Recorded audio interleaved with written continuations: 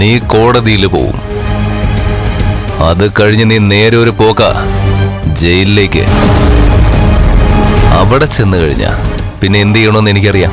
ഓ, ജയിലിലിട്ട് എന്നെ അങ്ങ് തീർക്കുമായിരിക്കും. അതിനാർക്കെങ്കിലും കൊട്ടേഷൻ കൊടുത്തിട്ടുണ്ടോ?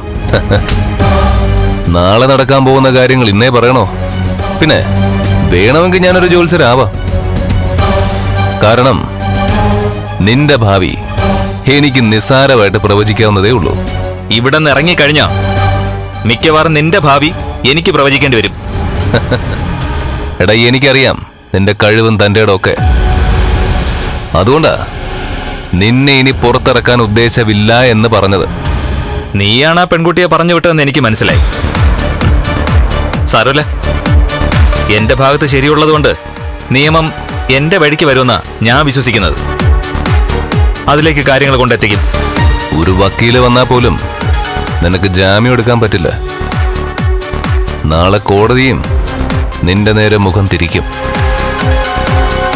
പിന്നെ എനിക്ക് കാണാൻ പറ്റും നിന്നെ ജയിലിലേക്ക് കൊണ്ടുപോകുന്നത്. ഫ്ലവേഴ്സിന്റെ പിൻബലത്തോടെ 24ന്റെ പുതിയ സംരംഭം 24 സ്റ്റഡി അബ്രോഡ്.